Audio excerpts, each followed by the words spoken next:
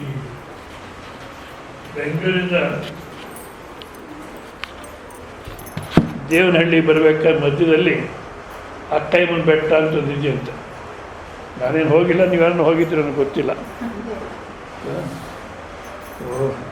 ಆ ಅಕ್ಕಯ್ಯಮ್ಮನ ಬೆಟ್ಟದಲ್ಲಿ ಯಾರನ್ನ ದೆವ್ವ ಹಿಡಿದವ್ರು ಹೋದರೆ, ನೀವು ಹೋಗಿದ್ರ? ದೆವ್ವ ಹಿಡಿದಿತ್ತೆ? ಇಲ್ಲ. ಹಾಂ, ಸರಿ, ಓಕೆ. ದೆವ್ವ ಹಿಡಿದವರು ಅಲ್ಲಿಗೆ ಹೋಗಿ ಪೂಜೆ ಮಾಡ್ಕೊಂಬಂದರೆ ದೆವ್ವ ಬಿಟ್ಟು ಹೋಗುತ್ತೆ ಅಂತ. ಏನು ದೆವ್ವ ಹಿಡಿಯುತ್ತೋ ಇದೆಯೋ ನನಗಂತೂ ಯಾವತ್ತೂ ಹಿಡಿದಿಲ್ಲ, ಇರಲಿ. ಸರಿ, ಈ ದೆವ್ವ ಹಿಡಿದವರೆಲ್ಲ ಹೋಗ್ತಾರಂತಲ್ಲಿ. ಆ ದೆವ್ವಗಳೇನು ಮಾಡುತ್ತೆ ಅಂದರೆ ಅಲ್ಲಿ ಬೆಟ್ಟ ಹತ್ತಬೇಕು. ಬೆಟ್ಟ ಹತ್ತಬೇಕಾದ್ರೆ ಒಂದು ಬೇವಿನ ಮರ ಇದೆಯಂತೆ. ಈ ದೆವ್ವಗಳು ಇವ್ರು ಬೆಟ್ಟ ಹತ್ತಕ್ಕೆ ಹೋದರೆ ಅವು ಬೇವಿನ ಮರದಲ್ಲೇ ಕೂತಿರುತ್ತಂತೆ. ಇವರು ಬಿಟ್ಟು ಬೇವಿನ ಮರದಲ್ಲೇ ಕೂತಿರುತ್ತೆ. ಇವ್ರು ಹೋಗಿ ಪೂಜೆ ಮಾಡ್ಕೊಂಡು ವಾಪಸ್ ಬಂದರೆ ಮತ್ತು ಇವ್ರನ್ನ ಸೇರ್ಕೊಳ್ತಾರೆ. ಅದೇ ರೀತಿ ನಾವು ಏನನ್ನ ಸ್ವಲ್ಪ ದೈವ ಚಿಂತನೆ ಸಾಧನೆ ಮಾಡಿದ್ರೆ ಮತ್ತು ಈ ಶ್ರವಣ ಮಾಡಿದ್ರೆ ಚಪ್ಪಲಿ ಅಲ್ಲಿ ಬಿಡ್ತಿರಲ್ಲ, ಅಲ್ಲೇ ಕೂತಿರುತ್ತೆ ಈ ಅಹಂಕಾರ ನನ್ನ ದೆವ್ವ. ಮತ್ತೆ ಇಲ್ಲಿಂದ ಎದ್ದು ಚಪ್ಪಲಿ ಹಾಕ್ಕೊಂಡ್ರೆ ವಾಪಸ್ ಬರುತ್ತೆ. ಅದ್ರ ಜೊತೆಗೆ ಕಾಮ, ಕ್ರೋಧ, ಲೋಭ, ಮೋಸ, ಮದ, ಮಾತ್ಸರ್ಯ ಎಲ್ಲ ಬಂದ್ಬಿಡುತ್ತೆ. ಇನ್ನೆಲ್ಲಿ ಬಿಡೋದು? ಆದ ಕಾರಣ ಮೊಟ್ಟ ಅರ್ಥ ಮಾಡ್ಕೋಬೇಕು, ಇಷ್ಟೇ ಜೀವನ ಅಲ್ಲ ಅಂತ. ಅದು ಯಾಕೋ ಗೊತ್ತಿಲ್ಲ.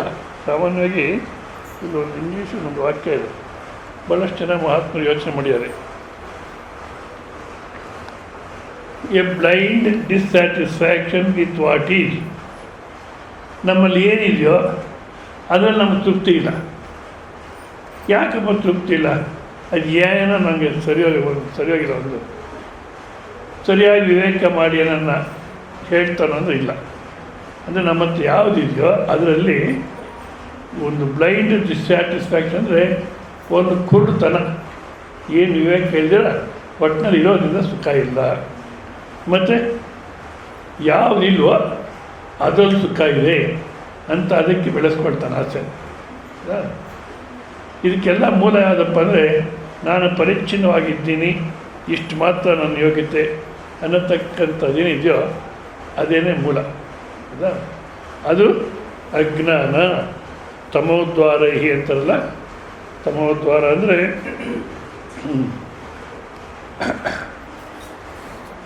ತಮೋದ್ವಾರ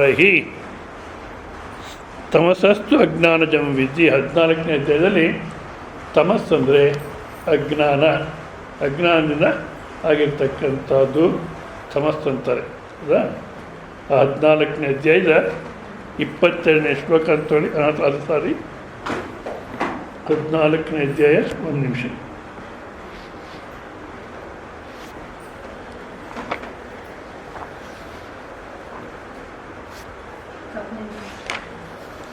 ಹದಿನಾಲ್ಕನೇ ಅಧ್ಯಾಯ 8ನೇ ಶ್ಲೋಕ.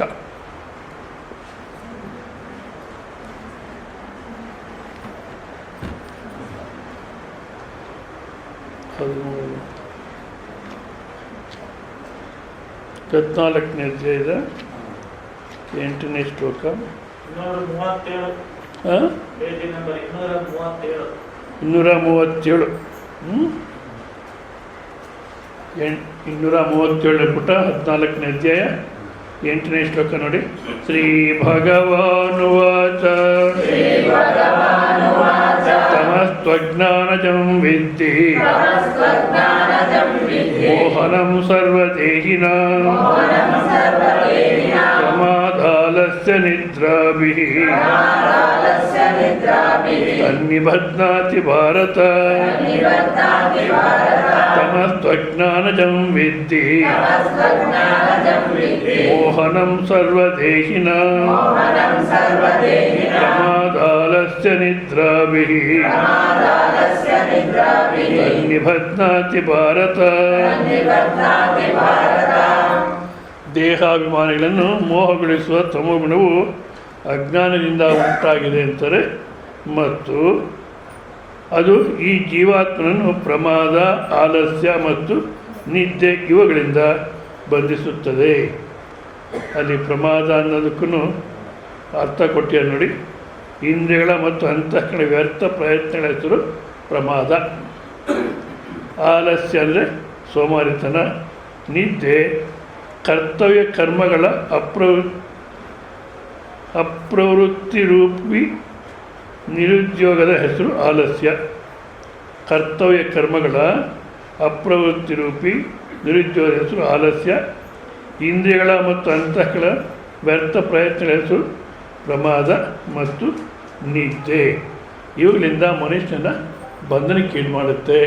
ಅಂದರೆ ಈಗ ಒಂದೊಂದೇ ನಾವು ನೋಡಿದ್ರೆ ಪ್ರಮಾದ ಹೇಳಿದ್ದು ಅವನೇ ಏನನ್ನ ಚಿಂತನೆ ಮಾಡಿ ಕೆಲಸ ಮಾಡ್ತಾನಂದರೆ ಮಾಡಲಿಕ್ಕೆ ಹೋಗಲ್ಲ, ಯಾಕೆ ಸೋಮಾರಿತಾನೆ. ಒಂದು ವೇಳೆ ಮಾಡಿದರೆ ಏನು ಮಾಡಬೇಕು ಅದನ್ನು ಮಾಡಲ್ಲ, ಏನು ಮಾಡಬಾರ್ದು ಅದು ಮಾಡ್ತಾನೆ, ಎಲ್ಲ ಕುಲಿಗೆಡಿಸ್ಬಿಡ್ತಾನೆ, ಎಲ್ಲ ಹಾಳು ಮಾಡಿಬಿಡ್ತಾನೆ. ಅವ್ನು ಮಾಡೋ ಕೆಲಸ ಯಾವ ಇರುತ್ತೆ ಅಂದರೆ, ಈ ಒಂದು ಮೆಷಿನಲ್ಲಿ ಬೋಲ್ಟು ನಟ್ಸು ಇರುತ್ತೆ, ಹೌದಾ? ಆ ಬೋಲ್ಟು ನಟ್ಸು ಸುಮ್ಮನೆ ಕೂತಿರುತ್ತೆ ಪಾಪ, ಅವೇನು ತಿರುಗಲ್ಲ. ಈ ಚಕ್ರಗಳು ತಿರುಗ್ತಿರುತ್ತಂತೆ. ಅಲ್ಲ, ಅವ್ರು ಕೆಲಸ ಮಾಡೋದು ಏನಾಗುತ್ತೆ ಅನ್ನೋಕ್ಕೆ ಹೇಳ್ತೀನಿ. ಸುಮ್ಮನೆ ಇದ್ದರೆ ಮೇಲೆ ತಿನ್ಕೊಂಡವರು ಈ ಚಕ್ರಗಳು ತಿರುಗ್ತಿರುತ್ತೆ. ಒಂದ್ಸಲ ಈ ಚಕ್ರಗಳು ಮಾತಾಡ್ಕೊಳ್ಳುತ್ತಂತೆ, ನಾವೇ ತಿರುಗಬೇಕು, ಈ ಬೋಟ್ ನಟ್ ಸುಮ್ಮನೆ ಕೂತಿರುತ್ತವೆ, ಇವಕ್ಕೇನು ಕೆಲಸ ಇಲ್ಲ, ನಾವೇ ತಿರುಗಬೇಕು ಅಂತ.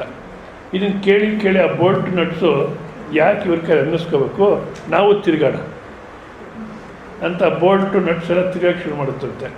ಬೋಲ್ಟು ನಟ್ಸು ತಿರುಗಿದೇನಾಗುತ್ತೆ, ಪ್ರಮಾದ. ಇನ್ನು ಚಕ್ರಗಳು ತಿರುಗೋಕ್ಕಾಗಲ್ಲ, ಹೌದಾ ಇಲ್ಲ? ಈ ತಮೋಗುಣದಲ್ಲಿರ್ತಕ್ಕಂಥವ್ರು ಇವರು ಅಷ್ಟೇ. ತಾವೇ ಯೋಚನೆ ಮಾಡಿ ಸರಿಯಾಗಿ ಕೆಲಸ ಮಾಡಲಿಕ್ಕಾಗಲ್ಲ. ಅಂದರೆ ತಾವೇ ಯೋಚನೆ ಮಾಡಿದ್ರೂ ಏನೋ ಪ್ರಮಾದ ಮಾಡ್ತಾರೆ. ಇಲ್ಲ, ಸುಮ್ಮನಿದೆ ಚೆನ್ನಾಗಿತ್ತು ಅನಿಸುತ್ತೆ. ಇದು ಇಲ್ಲ, ಹೀಗೆ ಬೆಳೆದೇನಪ್ಪ ಗತಿ, ಇವರು ಸ್ವಲ್ಪ ಏನೋ ಉಪದೇಶ ಮಾಡಬೇಕು, ಇವರು ಸರಿ ಹೋಗಬೇಕು ಅಂತ ಸಾಮಾನ್ಯ ತಂದೆ ತಾಯಿಗಿರುತ್ತೆ. ಆ ಥರ ಯಾರೋ ಒಂದು 4 ಜನ ಗಂಡು ಮಕ್ಕಳು ಭಾಳ ಸೋಮಾರಿಗಳಾಗಿದ್ದಂತೆ, ಏನು ಕೆಲಸ ಮಾಡ್ತಿರ್ಲಿಲ್ಲ. ಸರಿ, ಅವ್ರ ತಂದೆ ಒಬ್ಬ ಸ್ವಾಮಿಗಳ ಹತ್ರ ಕಳಿಸ್ಕೊಟ್ರು, ಹೋಗ್ರೋ ಸ್ವಾಮಿಗಳ ಹತ್ರನ ಸ್ವಲ್ಪ ಉಪದೇಶ ಕೇಳ್ಕೊಂಬನ್ನಿ ಅಂತ. ಆ ಸ್ವಾಮಿಗಳು ಹೇಳಿದರು, ಸೋಮಾರಿಗಳು ಏನು ಕೆಲಸ ಮಾಡಲ್ಲ ಅಂತ ಹೇಳಿದ್ದಂತೆ. ಅದಕ್ಕೆ ಆ ಸ್ವಾಮಿಗಳು ಕೂಡಿಸ್ಕೊಂಡು, ನೋಡಪ್ಪ, ಯಾವತ್ತು ಏನು ಕೆಲಸ ಮಾಡಬೇಕೋ ಅದನ್ನು ಮಾಡಿಬಿಡಿ, ಏನು ಕೆಲಸ ಮಾಡಲೇಬೇಕಾಗಿದೆಯೋ ಅದನ್ನು ತಕ್ಷಣ ಮಾಡಿಬಿಡಿ, ಜೀವನದಲ್ಲಿ ಏನು ಮಾಡಲೇಬೇಕಾಗಿದೆಯೋ ಅದನ್ನು ಮಾಡಿಬಿಡಿ, ಸೋಮಾರಿಗಳಾಗಿರಬೇಡಿ, ಕೆಲಸವನ್ನು ಪೋಸ್ಟ್ಪೋನ್ ಮಾಡಬೇಡಿ, ನಾಳೆ ಮಾಡ್ಕೊಂಡು ಬಿಡು ಅನ್ಬೇಡಿ ಅಂತ. ಆಯಿತು ಗುರುಗಳೇ, ಚೆನ್ನಾಗಿ ಅರ್ಥ ಆಯಿತು ಅಂತ ಮನೆಗೆ ಬಂದಂತೆ. ಮನೆಗೆ ಬಂದು ಚಟ್ಟ ಕಟ್ತಿದ್ದಾರೆ, ಬಿದಿರು ತೊಗೊಂಬಂದು ಚಟ್ಟ ಕಟ್ತಿದ್ದಾರೆ. ಏನಪ್ಪ ಗುರುಗಳ ಹತ್ರ ಕಳಿಸ್ಕೊಟ್ಟೆ ನಾನು, ಮನೆಗೆ ಬಂದಿವರು ಯಾರಿಗೋ ಚಟ್ಟ ಕಟ್ತೀಯ, ಚಟ್ಟ ಅಂತ ಗೊತ್ತಾಗುತ್ತಲ್ಲ, ಹೆಣ ಹೊತ್ಕೊಂಡು ಹೋಗಿ, ಏನಿದು ಅಂದ್ಬಿಟ್ಟು, ಏನರೋ ಇದು, ಯಾಕ್ರೋ ಈ ನಿನ್ಗೆ ಗೊತ್ತಿಲ್ಲ, ಸುಮ್ಮನೆರಪ್ಪ, ನಮ್ಮ ಗುರುಗಳು ಹೇಳಿದ್ದಾರೆ. ಏನು ಹೇಳಿದ್ರು ಗುರುಗಳು, ಇವ್ರೇನು ಅರ್ಥ ಮಾಡ್ಕೊಂಡ್ರು, ಯಾರನ್ನ ಹೊತ್ತಾಗ್ತಾರೋ ಕೊನೆಗೆ ಅಂದ್ಬಿಟ್ಟು ಗುರುಗಳ ಹತ್ರ ಓಡಿದ್ರು. ಮತ್ತೆ ಅವ್ರ ಹತ್ರ ಹೋಗಿ ಚಟ್ಟ ಕಟ್ತೀರ ನಿಮ್ಮಿಂದ ಬಂದಮೇಲೆ, ಏನು ನಮ್ಮ ಗುರುಗಳು ಹೇಳಿದ್ದಾರೆ ಅಂತಾರೆ, ನೀವೇನು ಹೇಳಿದ್ರು, ಅವ್ರೇನು ಅರ್ಥ ಮಾಡಿಕೊಂಡ್ರು. ನಾನು ಆ ಥರ ಏನು ಹೇಳಿದ್ದಿಲ್ಲ. ಆಯಿತು, ನಾನೇ ಬರ್ತೀನಿ ನಡೀರಿ ಅಂತ ಗುರುಗಳು ಬಂದ್ರಂತೆ. ಯಾಕಪ್ಪ ನಾನು ಹೇಳಿದ್ದೇನು, ನೀವೇನು ಹೇಳಿದ್ರಿ, ಯಾವ ಕೆಲಸ ಮಾಡಲೇಬೇಕಾಗಿದೆಯೋ ಅದನ್ನು ತಕ್ಷಣ ಮಾಡಿಬಿಡಿ ಅಂದರು. ಇಲ್ಲ, ನಮ್ಮ ತಂದೆನ ಯಾವತ್ತೊಂದು ಹೊತ್ತಾಕ್ಬೇಕು ನಾವು, ನಮ್ಮ ತಂದೆನ ಯಾವತ್ತೊಂದು ಹೊತ್ತಾಕ್ಬೇಕು. ಇವತ್ತೇ ತೊಗೊಂಡೋಗ್ಬಿಡ್ತೀವಿ, ಅಲ್ಲಿ ಮುಗೀತಾರೆ, ಪೆಂಡಿಂಗ್ ಇರಲ್ಲ ಕೆಲಸ. ಈ ಥರ ಪ್ರಮಾದ. ಏನಾದರೂ ಒಂದು ಹೇಳಿದ್ರು ಅರ್ಥ ಆಗಲ್ಲ, ಅಥವಾ ಅವರೇ ಯೋಚನೆ ಮಾಡ್ತಾರಂದರೆ ಅದು ಇಲ್ಲ. ಅಂದರೆ ಜೀವನವನ್ನು ಯಾವ ರೀತಿ ರೂಪಣೆ ಮಾಡ್ಕೋಬೇಕು ಅನ್ನತಕ್ಕಂಥದ್ದೇ ಆಗಲ್ಲ. ಈ ತಮೋಗುಣ ಅನ್ನತಕ್ಕಂಥ ಇದ್ರೆ ಪ್ರಮಾದ. ಮತ್ತು ಆಲಸ್ಯ, ಸೋಮಾರಿತನ, ತಿನ್ನೋದು ಮಲಗೋದು, ಒಂದು ಆ ರೀತಿಯಲ್ಲಿ ಹೆಚ್ಚಿಗೆ ತೊಂದರೆ ಆಗಲ್ಲ ಜಗತ್ತಿಗೆ. ಅವರಿಂದ ತಿಂತಾರೆ ಮಲಗ್ತಾರೆ ಅಷ್ಟೇ. 2 ನಿದ್ದೆ ಮಧ್ಯೆ ಒಂದು ಊಟ, ಎರಡು ಊಟದ ಮಧ್ಯೆ ಒಂದು ನಿದ್ದೆ ಮಾಡಿಬಿಟ್ರೆ ಮುಗೀತು. ಬಟ್ ಆದರೆ ಜೀವನ ವ್ಯರ್ಥ ಆಗುತ್ತೆ ಹೊರತು ಪ್ರಯೋಜನ ಇಲ್ಲ. ಪ್ರಮಾದ ನಿದ್ದೆ ಅನ್ನತಕ್ಕಂಥ ಮನುಷ್ಯನಿಗೆ ಸಹಜ. ವ್ಯವಹಾರಿಕವಾಗಿ ತಗೊಂಡಾಗ ಸಾಮಾನ್ಯ ಜ್ಞಾನದ ಪ್ರಕಾರ ಮನುಷ್ಯನಿಗೆ ಸಹಜ. ಆದರೆ ಯಾವಾಗ ನಿದ್ದೆ ಮಾಡಬೇಕು, ಎಷ್ಟೊತ್ತು ನಿದ್ದೆ ಮಾಡಬೇಕು, ಎಲ್ಲಿ ನಿದ್ದೆ ಮಾಡಬೇಕು, ಇದೆಲ್ಲ ವಿವೇಕ ಇರಬೇಕು.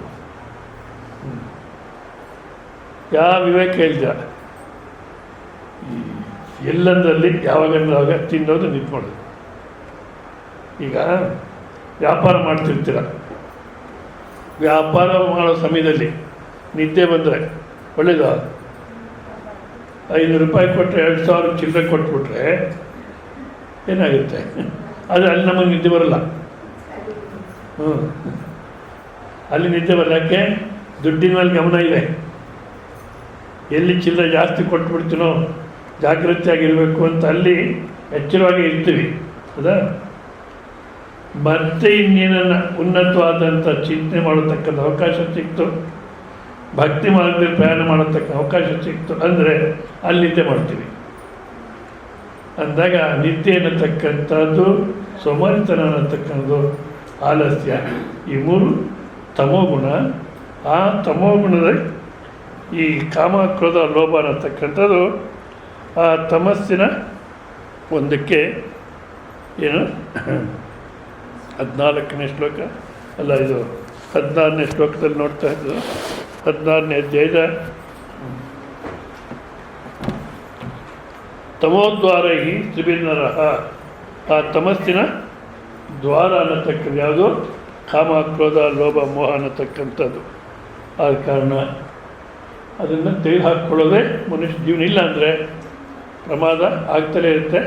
ಆಲಸ್ಯ, ನಿದ್ದೆ ಅನ್ನತಕ್ಕಂಥದ್ದು ಪ್ರಮಾದ ಯಾವ ಮಟ್ಟಕ್ಕೆ ಹೋಗುತ್ತೆ ಅಂದರೆ, ನಾನು ಏನು ಹೇಳೋದು ಕೇಳಲ್ಲ ಜನ. ಅದು ಯಾಕೆ ಅಂತ ಗೊತ್ತಾಗಲ್ಲ.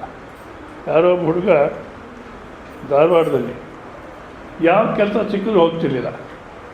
MC ಏನಾಯ್ತು ಅದು ಮಾಡಿದ್ದ, ಯಾವ ಕೆಲಸ ಸಿಕ್ಕಿದ್ರು ಹೋಗ್ತಿಲ್ಲ. ಅದು ಯಾವುದೋ ಒಂದು ಕೆಲಸ ಬೇಕು ಅಂತಿದ್ದ, ಅದೇ ಸಿಗಬೇಕು ಅಂತ. ಸರಿ, ಅವ್ರ ತಂದೆ ತಾಯಿ ಬಂದೇನೋ ಹೇಳೋದು, ಆಯಿತು ಒಂದು ಮಂತ್ರಾನುಷ್ಠಾನ ಮಾಡು, ಅನುಕೂಲ ಆಗುತ್ತೆ, ನಿಂಗೆ ಬೇಕಾದ ಕೆಲಸ ಸಿಗುತ್ತೋ ಬಿಡುತ್ತೋ ಒಟ್ಟಿನಲ್ಲಿ ಆ ಥರ ಧೈರ್ಯ ಹೇಳಿದ್ರೆ ಸರಿ ಹೋಗುತ್ತೆ ಅಂತ ಅವ್ರ ಮಂತ್ರ ಕೊಟ್ಟೆ. ಆಮೇಲೆ ಆ ಹುಡುಗಿಗೆ ಬ್ರೈನು ಸರಿ ಇಲ್ಲ ಸ್ವಲ್ಪ. ಅದಕ್ಕೆ ನಾನು ಹೇಳಿದೆ, ನೀನು scooter ಬಿಟ್ಟುಬಿಡು.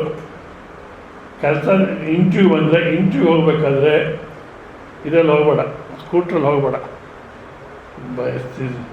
BTS city service, ಧಾರವಾಡಲ್ಲಿ city ಸರ್ವಿಸಲ್ಲೇ ಹೋಗು ಅಂದರೆ ಹ್ಞೂ ಅಂದ. ಇಂಟ್ರ್ವ್ಯೂ ಏನೋ ಅವ್ನಿಗೆ ಬೇಕಾದ ಇಂಟ್ರ್ವ್ಯೂ ಬಂತು, ಅದೇನು 50 ರೂಪಾಯಿನೋ ಬಂತು. ಆದರೆ ಸ್ಕೂಟ್ರ್ ಹಾಕ್ಕೊಂಡು ರೆಡಿ ಆಗ. ಅಂದರೆ ಅವ್ರ ತಂದೆ ತಾಯಿನ ಕೂಡಿಸ್ಕೊಂಡು ಹೇಳಿದ್ದೆ ನಾನು. ಒಂದು ವೇಳೆ ಅವ್ರು ಕೂಡಿಸ್ಕೊಳ್ಳಿದ್ರೆ ಇದ್ದಿದ್ರೆ ಪೊಲೀಸಿಗೆ ಕಂಪ್ಲೇಂಟ್ ಕೊಟ್ಟಿರೋನು ಅವರು. ಅಂಥ ಪ್ರಸಂಗ ಆಗ್ಬಿಡ್ತು. ಸರಿ, ಸ್ಕೂಟ್ರ್ ತೊಗೊಂಡು ಹೊರಟ. ಅವ್ರ ತಂದೆ ತಾಯಿ ಸ್ವಾಮೀಜಿ ಹೇಳಿದ್ದಾರೆ, ಸ್ಕೂಟ್ರ್ ಬೇಡ, ಇದು ಆಟೋದಲ್ಲಿ ಹೋಗು, ಇಲ್ಲ ಅಂದರೆ ಬಸ್ಸಲ್ಲಿ ಹೋಗು ಅಂತ ಹೇಳಿದ್ದಾರೆ. ಬಿಟ್ಬಿಟ್ಟು ಸ್ಕೂಟ್ರು. ಅಯ್ಯೋ ಅಮ್ಮ, ಸ್ವಾಮಿಗಳಿಗೆ ಗೊತ್ತಿಲ್ಲ, ಈ ಮೇಯ್ನ್ ರೋಡಲ್ಲಿ ಟ್ರಾಫಿಕ್ ಜಾಸ್ತಿ ಇರುತ್ತೆ ಅಂತ ಹೇಳಿದ್ದಾರೆ ಅವರು. ನಾನು ಈ ತಗೊಂಡು ಬೈಪಾಸಲ್ಲಿ ಹೋಗ್ಬಿಡ್ತೀನಿ, ಅಲ್ಲೇನು ಪ್ರಮಾದ ಇಲ್ಲ ಅಂತ ತಂದೆ ತಾಯಿ ಹೇಳೋದು ಕೇಳಿದೆ. ನಾನು ಹೇಳೋದು ಕೇಳಿಲ್ಲ. ಹೋದ. ಆ ಬೈಪಾಸಲ್ಲೇ ಲಾರಿ ಹೊಡೆದ್ಬಿಟ್ಟು ಸ್ಪಾಟ್ ಡೆತ್, ಹೋಗೇಬಿಟ್ಟ. ಯಾಕೆ? ತಮೋಗುಣಿಗಳು ಬೇರೆ ಹೇಳೋದು ಕೇಳಲ್ಲ, ತಾವೇ ಯೋಚನೆ ಮಾಡಲ್ಲ. ಜೀವನ ಅನ್ನತಕ್ಕಂಥ ಏನು ಮಾಡ್ತಪ್ಪ, ನರಕ ಆಗುತ್ತೆ. ಆದ ಕಾರಣ ಕಾಮ ಕ್ರೋಧ ಲೋಭ ಅನ್ನತಕ್ಕಂಥದ್ದನ್ನು ತೆಗೆದು ಹಾಕಬೇಕು. ಇವೆಲ್ಲ ತಮೋಗುಣದ ಲಕ್ಷಣಗಳು. ಆ ತಮಸ್ಸನ್ನು ತಕ್ಕಂಥ ಏನು ಕರ್ಕೊಂಡು ಹೋಗುತ್ತೆ ಗೊತ್ತಿಲ್ಲ ಅಂತ ಹೇಳ್ತಾ ಉಪದೇಶ ಮಾಡಿದರೆ ನಾವು ತೆಗೆದು ಹಾಕ್ಕೊಂಡ್ಬಿಟ್ಟಿದ್ದೀವಿ ಅಂತ ಹೇಳಲಿಕ್ಕೆ ಸಾಧ್ಯವಾದರೆ ಸಾಧ್ಯ ಇಲ್ಲ. ನಾನು ಹೇಳಿದ್ನಲ್ಲ, ಅಕ್ಕ ಇವ್ ಬೆಟ್ಟದಲ್ಲಿ ದೆವ್ವ ಹೋದಾಗೆ ಯಾವುದನ್ನು ಒಂದು ಕಂಡ್ರೆ ಬೇಕು ಅನ್ನತಕ್ಕಂಥ ಆಸೆ ಬರುತ್ತೆ. ಅದಕ್ಕೆ ಹೇಳ್ತಾರೆ, ತೀನೊಂದ್ಸೆ ಸಾವಧಾನ ರಹೆ. 3 ವಿಚಾರದಲ್ಲೂ ಸಾವಧಾನವಾಗಿರಿ. ಆಸೆ ಬಂದ ತಕ್ಷಣ ಬೇಕು ಅಂತ ಓಡಬೇಡಿ, ಯೋಚನೆ ಮಾಡಿ, ಅವಶ್ಯಕತೆ ಇದೆಯೇ ಇಲ್ಲವೇ ಯೋಚನೆ ಮಾಡಿ ಆಮೇಲೆ ನಿಜವಾಗ್ಲೂ ನಾವು ಯೋಚನೆ ಮಾಡಿದ್ರೆ ಅವಶ್ಯಕತೆ ಕಾಣಲ್ಲ. ಯೋಚನೆ ಮಾಡಲ್ಲ, ಅವ್ರ ಹತ್ತಿದೆ ಇವ್ರ ಹತ್ತಿದೆ ನಮ್ಮ ಹತ್ತಿದೆ ಹಾಗೆ ಅಂತ ಏನೋ ಓಡ್ತೀವಿ. ಯೋಚನೆ ಮಾಡಿದ್ರೆ ಅವಶ್ಯಕತೆನೇ ಕಾಣಲ್ಲ. ಅಥವಾ ನಾವು ಒಳ್ಳೆಯ ಮಾರ್ಗದಲ್ಲಿ ಹೋಗೋಣ. ಧ್ಯಾನ, ಜಪ ಧ್ಯಾನ, ಕೀರ್ತನ, ಸತ್ಸಂಗ, ಸ್ವಾಧ್ಯಾಯ, ತೀರ್ಥ, ವ್ರತ ಆದಿ ಕಲಿಕೆ ಇಂಥವನ್ನೆಲ್ಲ ಮಾಡಿಕೊಂಡು ಒಳ್ಳೆಯ ಮಾರ್ಗದಲ್ಲಿ ಇರೋಣ. ಅದೇ ಸಮಯದಲ್ಲಿ ಇದಕ್ಕೂ ಪ್ರಯತ್ನ ಮಾಡಿ, ಅದಕ್ಕೆ ಆಸೆ ಆಕಾಂಕ್ಷೆಗಳಿಗೂ ಪ್ರಯತ್ನ ಮಾಡಿ.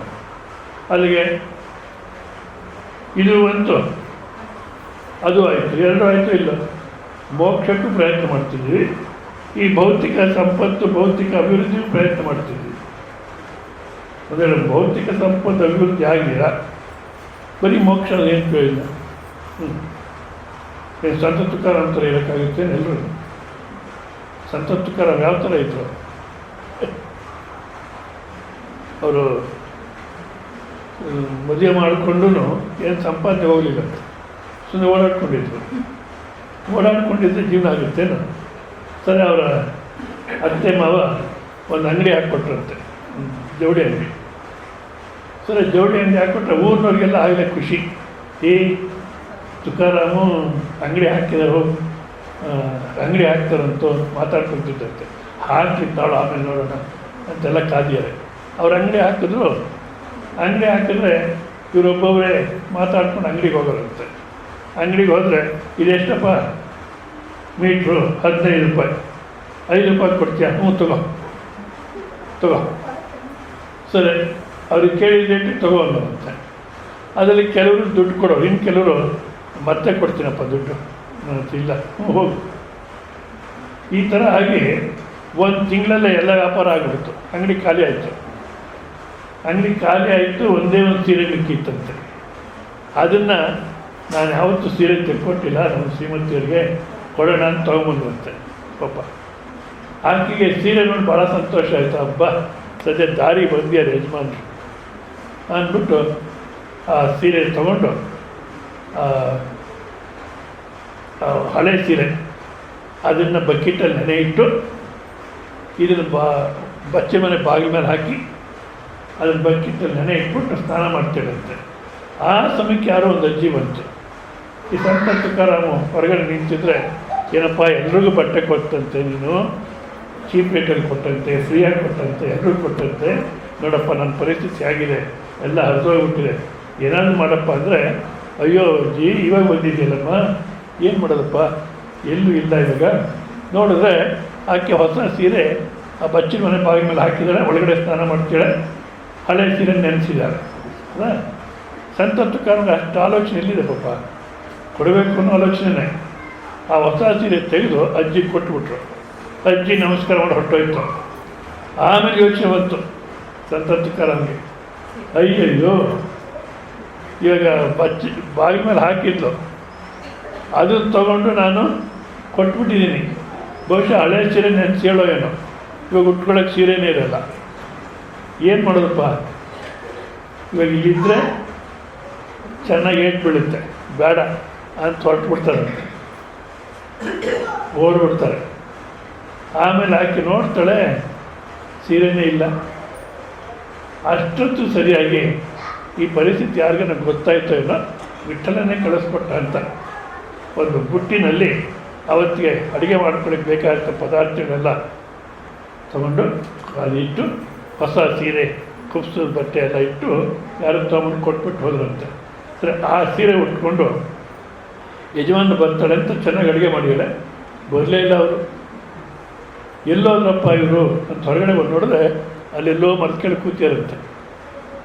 ಸರಿ, ಅವ್ರು ಹೇಳ್ತಾರೆ, ಅವ್ರನ್ನ ಕರೀರಿ ಅಂತ ಹೇಳಿದ್ರೆ ಆತ ಇತ್ತ ಕಡೆ ತಿರುಗಿ ಮತ್ತೆ ಓಡೋಕ್ಕೆ ಶುರು ಮಾಡ್ತಾರೆ, ಇನ್ನೇನು ಮಾಡ್ತಾಳೋ ಏನು ಅಂತ.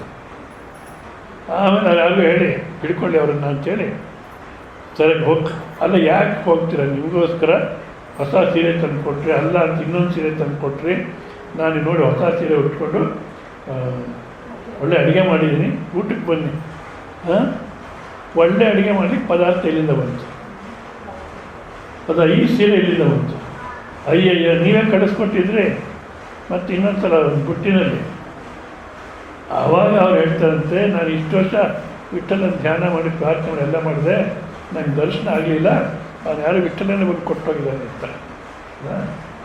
ನಾವು ಈ ಕಥೆಗಳನ್ನು ಕೇಳ್ತೀವಿ, ನಿಜವಾಗ್ಲೂ ಈ ಥರ ವ್ಯವಹಾರ ಮಾಡೋಕ್ಕೆ ಹೋದರೆ ವಿಠಲ ದರ್ಶನ ಆಗುತ್ತೋ ಇಲ್ಲೋ ಅದು ಬೇರೆ, ವ್ಯವಹಾರದಲ್ಲಿ ನಡೆಯುತ್ತಾ? ಅದಕ್ಕೆ ಹೇಳ್ತಾರೆ, ಅಲ್ಲ ಕಾಮ ಕ್ರೋಧ ಎಲ್ಲ ಬಿಟ್ಬಿಡಂತೀರ, ಸಂತ ತುಕಾರಾಮ್ ಅಂತ ಹೇಳೋಕ್ಕಾಗುತ್ತೇನು ಅಂತೀವಿ. ಆದರೆ ಕಾಮ ಕ್ರೋಧ ಇವಕ್ಕೂ ಪ್ರಯತ್ನ ಮಾಡ್ತಿರ್ತೀವಿ, ಇತ್ತಾಗ ಅಧ್ಯಾತ್ಮ ಮಾರ್ಗದಲ್ಲೂ ಪ್ರಯತ್ನ ಮಾಡ್ತಿರ್ತೀವಿ. ಅಂದರೆ ಹೇಳ್ತಾರೆ,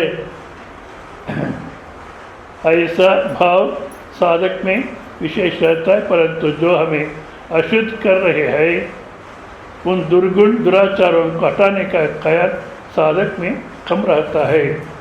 ಏನು ದುರ್ಗುಣ ದುರಾಚಾರ ಅನ್ನತಕ್ಕೋ ಅದನ್ನು ತೆಗೆದುಹಾಕ್ಕೊಳ್ಳತಕ್ಕಂಥ ಹಠ, ಅದನ್ನು ತೆಗೆದುಹಾಕ್ಕೊಳ್ಳತಕ್ಕಂಥ ಶಕ್ತಿ ನಮ್ಮಲ್ಲಿ ಭಾಳ ಕಮ್ಮಿ ಇರುತ್ತೆ. ಇದನ್ನು ತೆಗೆದುಹಾಕ್ಕೊಳ್ಳತಕ್ಕ ಯಾವುದೋ ಏನು ಧ್ಯಾನ ಜಪ ಎಲ್ಲ ಮಾಡ್ತಿದ್ವೋ ಇದನ್ನು ಬಿಡತಕ್ಕಂಥ ಭಾಳ ಸುಲಭ.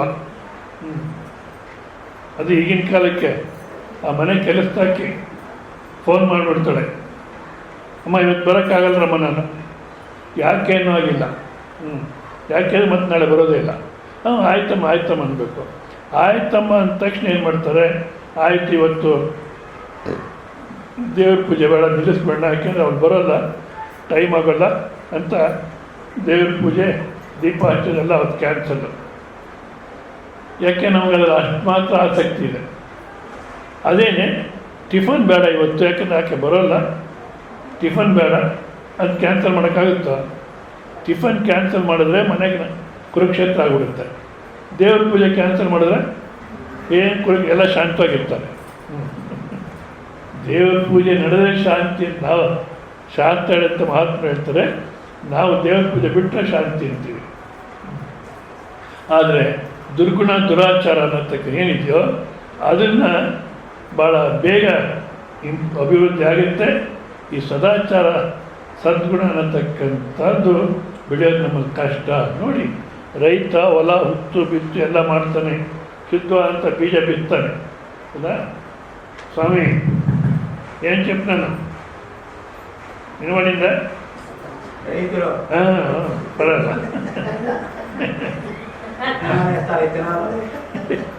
ರೈತ ಹೊಲ ಹುತ್ತು ಬಿತ್ತು ಎಲ್ಲ ಬೀಜ ಹಾಕ್ತಾನೆ, ಹೌದಾ? ಬೀಜ ಹಾಕಿದರೆ ಮೊದಲು ಕಳೆ ಬರುತ್ತೆ, ಹೌದಾ? ಆ ಪೈರು ಬರೋದು ಭಾಳ ಲೇಟ್ ಆಗುತ್ತೆ.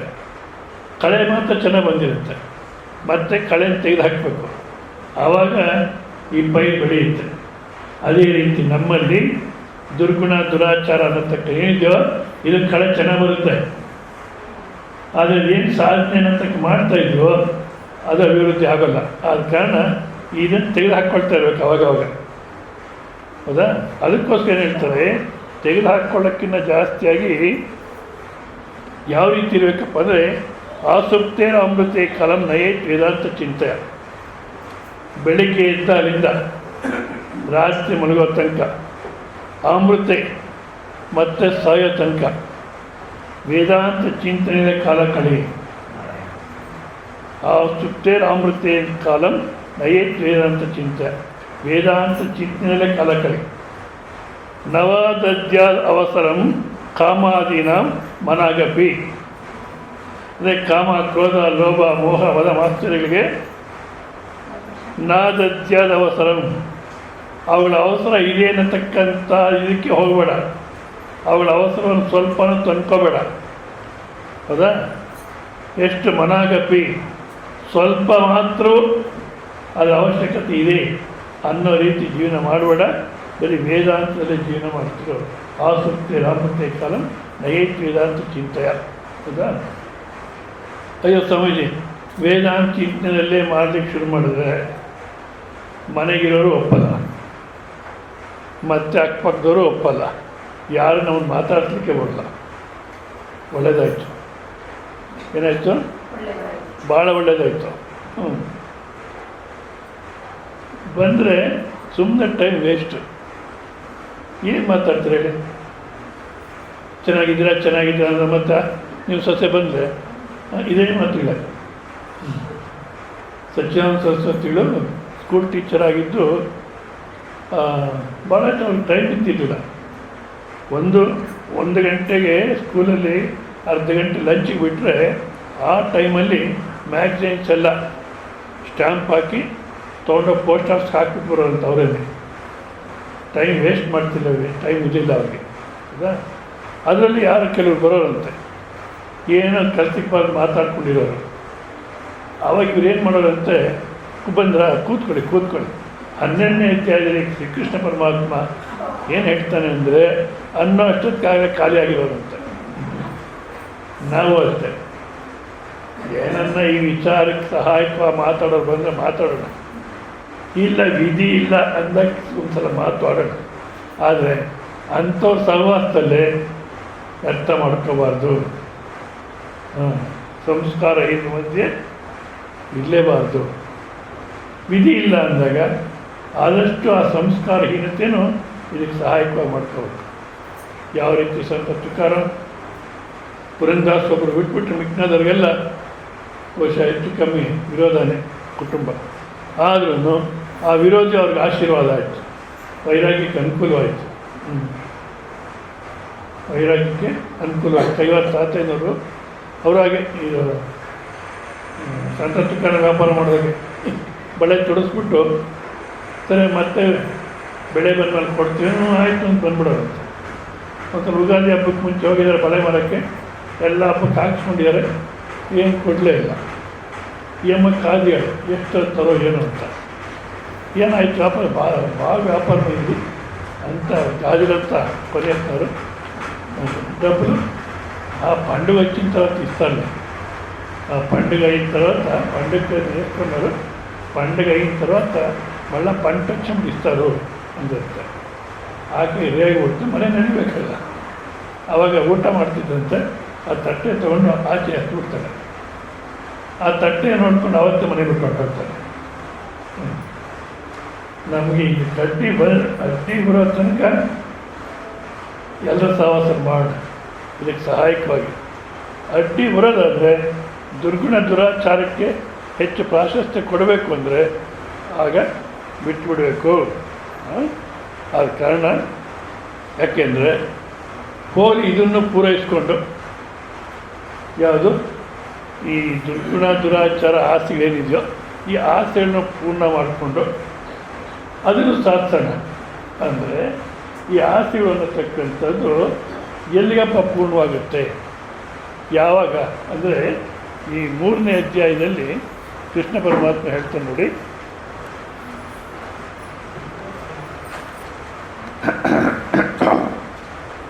ಮೂರನೇ ಅಧ್ಯಾಯದ 37ನೇ ಶ್ಲೋಕ. ಈ ಸ್ವಾಮೀಜಿಯವ್ರ ಪುಸ್ತಕದಲ್ಲಿ ಎಷ್ಟನೇ ಪೇಜು? 3ನೇ ಅಧ್ಯಾಯದ 36, 37, 81ನೇ ಪುಟ ನೋಡಿ.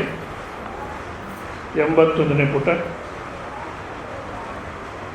ಶ್ರೀ ಭಗವಾನುವಾಚ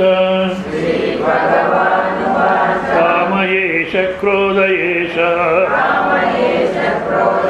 ರಜೋ ಗುಣ ಸಮುದ್ಭವಃ ಮಹಾಶನೋ ಮಹಾಪಾಪ್ಮ ವಿದ್ಯೇನಮಿಹ ವೈರಿಣಂ ಕಾಮಯೇಷ ಕ್ರೋಧಯೇಷ ರಜೋ ಗುಣ ಸಮುದ್ಭವಃ ಮಹಾಶನೋ ಮಹಾಪಾಪ್ಮ ವಿದ್ಯೇನಮಿಹ ವೈರಿಣಂ. ಕಾಮ ಅಂದರೆ ಯಾತಕ್ಕೋಸ್ಕರ ಪಾಪ ಕೆಲಸಗಳನ್ನು ಮಾಡ್ತಾನೆ ಮನುಷ್ಯ, ಗೊತ್ತಿದ್ದನು ಪಾಪ ಮಾಡಬಾರ್ದು ಅಂತ ಗೊತ್ತಿದ್ದನು, ಇದು ಕೆಟ್ಟ ಕೆಲಸ ಅಂತ ಗೊತ್ತಿದ್ದನು, ಯಾತಕ್ಕೋಸ್ಕರ ಮಾಡ್ತಾನೆ ಅನ್ನತಕ್ಕ ಅರ್ಜುನ ಪ್ರಶ್ನೆಗೆ ಸಮಾಧಾನವಾಗಿ ಯಾಕಪ್ಪ ಮಾಡ್ತಾನೆ ಅಂದರೆ ಅನಿಚ್ಛಿನ್ನ ವಿವಾಸನೆ ಬಲಾದಿವ ನಿಯೋಜಿತ.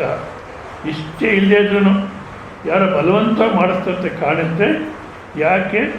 ಅದಕ್ಕೇನ ಪ್ರಯುಕ್ತ ಪಾಪ ಚರಿತ ಪುರುಷ, ಯಾರಿಂದ ಪ್ರೋತ್ಸಾಹ ತಗೊಂಡು ಅಥವಾ ಯಾರಿಂದ ಪ್ರೇರೇಪಣೆ ಬಂದು ಪಾಪ ಮಾಡ್ತಾನೆ ಅಂದರೆ ಕಾಮಯೇಷ ಕ್ರೋಧಯೇಷ ರಜೋಗುಣ ರಜೋಗುಣದಿಂದ ಬಂದಿರತಕ್ಕಂಥ ಆಸೆ ಕ್ರೋಧ ಅನ್ನತಕ್ಕಂಥದ್ದೇ ಕಾರಣ.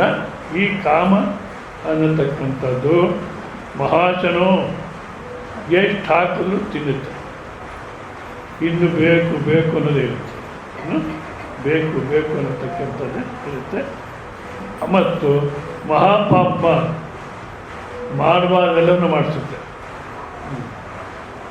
ನೋಡಿ ರಾಮ್ ರಹೀಮ್ ಸಿಂಗ್ ಎಷ್ಟು ಶ್ರಮ ತೊಗೊಂಡಿದ್ದಾರೆ, ಏನು ಕತೆ, ಎಲ್ಲ ಅಂಡರ್ಗ್ರೌಂಡು, ಅಲ್ಲಿ ಗುಹೆಗಳು, ಆ ಗುಹೆಗಳಿಗೆಲ್ಲ ವ್ಯವಸ್ಥೆ ಯಾಕೆ? ಮತ್ತು ಕೊನೆಗೇನಾಯಿತು? ಮಾಡಬಾರ್ದೆಲ್ಲ ಮಾಡಿಸುತ್ತೆ. ಅಷ್ಟೇ ಅಲ್ಲ, ಇಲ್ಲೂ ಜೈಲು ಸೇರಿಸ್ತು. ಮತ್ತೆ ಮುಂದಿನ ಜನ್ಮ ಇನ್ನೇನಾಗುತ್ತೋ, ಏನಪ್ಪ ಸುಖ ಪಡೆದ, ಅದೇನು ಸುಖ ಅನ್ನತಕ್ಕ ಪಡೆದೋ ಅದು ಇವತ್ತೇನು ಜ್ಞಾಪಕ ಇದೆಯೋ? ಒಂದೊಳ್ಳೆ ಜ್ಞಾಪಕ ಇದ್ದರೆ ಅಯ್ಯಯ್ಯೋ ಆ ಒಂದು ಸ್ವಲ್ಪ ಸುಖಕ್ಕೆ ಹೋಗಿ ಏನು ಮಾಡ್ಕೊಂಡೆ ನನ್ನ ಜೀವನನ ಅಂತ ಅಷ್ಟು ಮಾತ್ರ ಜ್ಞಾಪಕ ಇತ್ತು ಹೊತ್ತು ಅದರಿಂದ ಒಂದು ಜನ್ಮ ಸಾರ್ಥಕವಾಯಿತು ಅನಿಸುತ್ತಂದರೆ ಮಹಾಶನು ಮಹಾಪಾಪ. ಆದ ಕಾರಣ ಎಷ್ಟೇ ನಾವು ಆಸೆಗಳು ಪೂರ್ಣ ಮಾಡಿಕೊಂಡ್ರು ಮುಗಿಯಲ್ಲ, ಅದು ಖಾಲಿ ಆಗ್ತದೆ. ಯಾಕೆ ನಾವು ಏನು ಸಂಪಾದಿಸ್ಕೊಳ್ತೀವೋ ಅದೆಲ್ಲ ಹೊರಗಡೆನೇ ಇರುತ್ತೆ, ಒಳಗಡೆ ಖಾಲಿ ಇದೆ. ಆ ಒಳಗಡೆ ಖಾಲಿ ಎಷ್ಟು ಮಾತ್ರ ಅಷ್ಟಿದ್ದೇ ಇರುತ್ತೆ, ಅದನ್ನು ತುಂಬಲಿಕ್ಕೆ ಸಾಧ್ಯವಿಲ್ಲ. ಮಾಡಬಾರ್ದು ಕೆಲಸ ನೋಡುತ್ತೆ. ಇದೇನೇ ವೈರಿ ಅಂದಾಗ ಇದೆಲ್ಲ ಪೂರ್ಣ ಆದಮೇಲೆ ನಾವು ಅಧ್ಯಾತ್ಮದ ಕಡೆ ಹೋಗ್ಬೋದು. ಅಂದರೆ ಯಾವತ್ತೂ ಪೂರ್ಣ ಆಗೋಲ್ಲ, ಅದು ತೃಪ್ತಿ ಅನ್ನತಕ್ಕಂಥದ್ದು ಭಾಗ್ಯ ಪುತ್ರ ಸಿಗಲಿಕ್ಕೆ ಸಾಧ್ಯವಿಲ್ಲ ಅಂಥೇಳಿ ಮತ್ತೇನು ಮಾಡಬೇಕು? ಆಸುಕ್ತಿ ರಾಮೃತೆ ಕಾಲಂ ನಯೇತ್ ವೇದಾಂತ ಚಿಂತೆಯ. ಬೆಳಗ್ಗೆ ಎದ್ದಾಗ ರಾತ್ರಿ ಮಲಗೋ ತನಕ ಮತ್ತು ಮೃತ್ಯು ಅನ್ನತಕ್ಕ ಯಾವತ್ತು ಮನಸ್ಸು ಬರುತ್ತೆ ಆವತ್ತಿನ ತನಕ ವೇದಾಂತ ಚಿಂತನೆಯಲ್ಲೇ ಕಾಲ ಕಳೀತಿರಬೇಕು. ಯಾವ ರೀತಿ ಸಾಕ್ರೆಟಿಸ್ ಇನ್ನೊಂದು 2 ಗಂಟೆ ಟೈಮ್ ಕೊಟ್ಟಿರ್ತಾರೆ ಅವ್ರಿಗೆ. ಭಾಳ ಅದ್ಭುತವಾದ ಜೀವನ ಅವ್ರದ್ದು. 100 ಜನ ಜಡ್ಜಸ್ಸು, ಇವರು ಜನಗಳೆಲ್ಲ ತಲೆ ಕೆಡಿಸ್ತಿದ್ದಾರೆ. ಹೌದು, have an high ambition and work for it. ಉನ್ನತವಂತ ಆಸೆ ಇಟ್ಕೋ, ಅದಕ್ಕೋಸ್ಕರ ದುಡಿ ಅಂದರೆ ಒಳ್ಳೆಯದೇ. ಆಸೆ ಇಟ್ಬೇಡ, ಆಸೆಗಳು ಬಿಡು. ಆಸೆ ಇಟ್ಕೊಂಡು ಕೆಡ್ತೀಯ ಅಂತೇಳಿದ್ರೆ ಯಾರಿಗೆ ಅರ್ಥ ಆಗಬೇಕು? ಅದಕ್ಕೆ ಸಾಕ್ರೆಟಿಸ್ ಹಾಗೆ ಜನಗಳೆಲ್ಲ ಹಾಳು ಮಾಡ್ತೇನೆ, ಜನಗಳಿಗೆ ಹುಡುಗನೆಲ್ಲ ಕೆಡಿಸ್ತೇನೆ ಅಂದ್ಬಿಟ್ಟು ಕೇಸ್ ಹಾಕ್ತಾರೆ. 100 ಜನ ಜಡ್ಜಸ್ ಅವನಿಗೆ ಎನ್ಕ್ವೈರಿಗೆ. ಸಾಕ್ರೆಟಿಸ್ ಲಾಯರ್ಗೆ ಏನು ಇಟ್ಕೊಡಲ್ಲ. ನಾನೇ ಆನ್ಸರ್ ಮಾಡ್ತೀನಿ, ಏನು ಕೇಳ್ತೀರ ಕೇಳಿ ಅಂತ.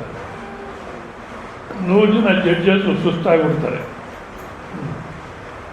ನೀನು ಹುಡುಗನ ಜನಗಳಿಗೆ ಕೆಡಿಸ್ತಿದ್ಯಾ, ಹುಡುಗ ಕೆಡಿಸ್ತಿದ್ಯಾ ಅಂದರೆ ಕೆಡಿಸೋದು ಅಂದ್ರೇನು, ಸರ್ ಮಾಡೋದು ಅಂದರೆ ಶುರು ಮಾಡ್ತಾನೆ.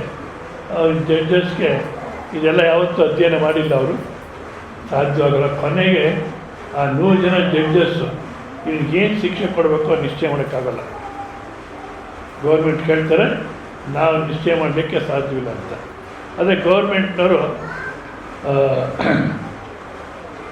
ಆದಷ್ಟು ಶಿಕ್ಷೆ ಕೊಡಬೇಕು ಅಂತ ಅದಕ್ಕೇನು ಮಾಡ್ತಾರೆ, ಇನ್ನೊಬ್ಬ ಜಡ್ಜನ ಹಾಕ್ತಾರೆ. 101 ಜನ ನೀವು ಪ್ರಾಣ ತೆಗಿಬೇಕು ತೆಗಿಬಾರ್ದು, ವೋಟ್ ಹಾಕಿ ನೀವು ಅಂತ. ಅಂದರೆ 101 ಜನ ಜಡ್ಜಸ್ಸು ವೋಟ್ ಮಾಡಿದ್ರೆ ಯಾವುದೋ ಒಂದು ಕಡೆ ಜಾಸ್ತಿ ಬರುತ್ತೆ, ಒಂದು ವೋಟ್ ಜಾಸ್ತಿ ಬರುತ್ತೆ. 50-50 ಆದರೆ ಸರಿ ಹೋಗಲ್ಲ. ಅದಕ್ಕೆ 101 ಮಾಡಿ ವೋಟ್ ಹಾಕಿ ಅಂತಾರೆ. 51 ಜನ ನೀವು ಪ್ರಾಣ ತೆಗಿಬೇಕು ಅಂತ ವೋಟ್ ಹಾಕ್ತಾರೆ. ಆವಾಗ ಇನ್ನು 2 ಗಂಟೆ ಟೈಮ್ ಇದೆ ನಿಮಗೆ, ಆಮೇಲೆ ವಿಷ ಕೊಟ್ಟು ಪ್ರಾಣ ತೆಗಿತೀವಿ ಅಂದಾಗ, ಅಂದರೆ ಸಾಯೋ ತನಕ ಅದರಲ್ಲಿ ಇರಬೇಕು ಅನ್ನೋ ಕೇಳ್ತೀನಿ. ಸಂತೋಷ ಮಾತಾಡ್ಕೊಂಡಿರ್ತಾರೆ. ನಂತರ ಯಾರೋ ಒಬ್ಬ ಶಿಷ್ಯ, ಅಯ್ಯಯ್ಯೋ ನಿಮ್ಗೆ 2 ಗಂಟೆ ಟೈಮ್ ಇದೆ, ಆಗಲೇ 1 ಗಂಟೆ ಆಗೋಯ್ತು, ಇನ್ನೊಂದು ಗಂಟೆ ಆದರೆ ವಿಷ ಕೊಟ್ಟು ಸಾಯಿಸ್ತಾರೆ ನಿಮ್ಮನ್ನು, ನೀವು ಇಷ್ಟು ಆನಂದವಾಗಿ ಮಾತಾಡ್ಕೊಂಡಿದ್ದೀರಾ, ನಿಮ್ಮ ಸಾವಿನ ಬಗ್ಗೆ ಯೋಚನೆ ಮಾಡಿ. ಅಲ್ಲಪ್ಪ, ಸಾವಿನ ಬಗ್ಗೆ ಏನು ಯೋಚನೆ ಮಾಡೋದು? ಯಾವಾಗ ಬರಬೇಕೋ ಅವ್ರು ಬರುತ್ತೆ. ಇವರು ವಿಷ ಕೊಟ್ಟರು ಬರುತ್ತೆ, ವಿಷ ಕೊಡದೇದು ಬರುತ್ತೆ, ಯಾವಾಗ ಬರಬೇಕೋ ಅವ್ರು ಬಂದೇ ಬರುತ್ತೆ. ಅದ್ರ ಬಗ್ಗೆ ಏನು ಯೋಚನೆ ಮಾಡ್ತಕ್ಕಂಥ ಅವಶ್ಯಕತೆ ಇಲ್ಲ. ಕೊನೆಗೆ ಆಯಿತು, ಇನ್ನೊಂದು ಗಂಟೆ ಆದಮೇಲೆ ನಿಮ್ಮ ಪ್ರಾಣ ಹೋಗುತ್ತೆ, ನೀವೇನಾರ ಮಾತಾಡ್ಕೊಳ್ಳಿ, ಜಡ್ಜ್ಮೆಂಟ್ ಇದೆ, ಹೋಗುತ್ತೆ, ನಿಮ್ಮನ್ನು ಎಲ್ಲಿ ಸಮಾಧಿ ಮಾಡಬೇಕು? ನಿಜವಲ್ಲ, ಎಷ್ಟು ಆ ಮಾತು ಇವಾಗ ನಮ್ಮಲ್ಲೂ ಸಾಕಷ್ಟು ಜನ ನೀನು ಶರೀರವಲ್ಲ ಅಂತ ಹೇಳ್ತಲೇ ಇರ್ತೀವಿ. ಸಾಯಂಕಾಲದಲ್ಲಿ ನಾನು ಸಮಾಧಿ ಇಲ್ಲಾಗಬೇಕು ಅಂದ್ಬಿಟ್ಟು ಗುಂಡಿ ತೆಗೆಸ್ಕೊಂಡು ಅದಕ್ಕೆಲ್ಲ ಅದನ್ನು ಪ್ಲೇಟ್ ಗೀಟ್ ಎಲ್ಲ ಜೋಡಿಸ್ಕೊಂಡು ಏಯ್ ಶರೀರ ನಾನಲ್ಲ ಅಂತೀಯ ಸ್ವಾಮಿ, ಶರೀರ ನೀನು ಕಾದಂತೆ ಎಕ್ಕಡ ಪೂಡುತ್ತೆ ಅಂತೀನಿ. ಹಾಂ, ಮುಂಚೆನೇ ಗುಂಡಿ ತೋಡಿಸ್ಕೊಂಡು ಅದೇನು ಹಾಂ ಸ್ಟೈಲ್ಸ್ ಎಲ್ಲ ಹಾಕಿ ಎಲ್ಲ ವ್ಯವಸ್ಥೆ ಮಾಡ್ಕೊಳ್ತಾರೆ. ಸಾಕ್ರೆಟೀಸ್ ಹೇಳ್ತಾರೆ, ಎಲ್ಲಿ ಸಮಾಧಿ ಮಾಡಬೇಕು ನಿಮ್ಮನ್ನು ಅಂದರೆ, ನಾನು ಏನು ಅಂತ ಸ್ಪಷ್ಟ ಮಾಡಿ ಹೇಳ್ತಿದ್ದೀನಿ, ಇನ್ನೂ ಒಂಥರ ಹೇಳ್ತೀನಿ ನೋಡಿ ಅಂತ ವಿವರಣೆ ಮಾಡಿ, ಆ ನಿದ್ದೆ ಅಂತ ಅನ್ನತಕ್ಕಂಥದ್ರಲ್ಲಿ ಯಾವ ಇರುವಿಕೆ ಇದೆಯೋ ಅಥವಾ ಯಾವ ಇರುವಿಕೆ ನಿದ್ದೆ ಅಂತೀವೋ ಭಾಳ ವ್ಯತ್ಯಾಸ ಇದೆ. ನಿದ್ದೆನಲ್ಲಿ ಇರುವಿಕೆ ಇದೆ ಅಂದರೆ ನಿದ್ದೆನಲ್ಲಿ ಒಪ್ಕೊಂಡು ಅದರಲ್ಲಿ ಇರುವಿಕೆ ಅಂತ ಹೇಳ್ತಾರೆ. ನಿಜವಾದ ಸರಿಯಾಗಿ ನೋಡಿದ್ರೆ ಯಾವ ಇರುವಿಕೆ ನಿದ್ದೆ ಅಂತಿದ್ದೀವೋ, ಯಾವ ಇರುವಿಕೆಯನ್ನು ನಿದ್ದೆ ಅಂತ ಭ್ರಮೆ ಪಡ್ತಾ ಇದ್ದೀವೋ ಆ ಇರುವಿಕೆ ಸರ್ವವ್ಯಾಪಿ. ಅದನ್ನ ಎಲ್ಲಿ ಸಮಾಧಿ ಮಾಡ್ತೀರ? ಎಲ್ಲಿ ಸಮಾಧಿ ಮಾಡ್ತೀವಿ ಯೋಚನೆ ಮಾಡಿ, ಆಮೇಲೆ ಸಮಾಧಿ ಮಾಡಿ ನಾನು ಶರೀರ ಬಿಟ್ಟು ಹೋಗ್ತೀನಿ ಅಂತ. ಅಂದರೆ ಸಾಯೋ ತನಕ ಅದೇ ರೀತಿ ಆ ಸುಪ್ತೇ ರಾಮೃತ್ಯ ಕಾಲ ನಯಂತಿ ವೇದಾಂತ ಚಿಂತೆಯ ಸತ್ಯಾನಂದ ಸರಸ್ವತಿ ಶಿಷ್ಯರು ನಾರಾಯಣರಾವ್ ದೇಶಪಾಂಡೆ ಅಂತಿದ್ರು. ಅವರು ಅಷ್ಟೇ ಸಾಯೋ ಸಮಯದಲ್ಲೂ ಇದೇ ಚಿಂತನೆಯಲ್ಲಿ ಮನೇಲಿ ಹೇಳ್ತಾರೆ. ಸಾಯೋ ಕಾಲದಲ್ಲಿ ಎಲ್ಲರೂ ಹೆಣ್ಮಕ್ಳು ಎಲ್ಲ ಬಂದಿದ್ದಾರೆ, ಇವರೆಲ್ಲ ಏನೋ ವೇದಾಂತ ಹೇಳ್ತಾರೆ, ಓಂ ನಮೋ ನಾರಾಯಣ ಅನ್ನಪ್ಪ, ಓಂ ನಮೋ ಶಿವಾಯ ಅನ್ನಪ್ಪ. ಅಂದರೆ ನೀವು ಸುಮ್ಮನಿರಲ್ಲ, ನಾನು ಎಲ್ಲಿರಬೇಕು ಅಲ್ಲಿದ್ದೀನಿ, ಯಾವ್ದು ಹೋಗ್ಬೇಕು ಅಲ್ಲಿ ಹೋಗುತ್ತೆ, ಏನು ಮಾತಾಡಬೇಡಿ, ಯಾವ್ದು ಹೋಗಬೇಕೋ ಅದು ಹೋಗುತ್ತೆ, ನಾನು ಇಲ್ಲಿರಬೇಕು ಅಲ್ಲಿದ್ದೀನಿ, ನೀವು ಸುಮ್ಮನೆ.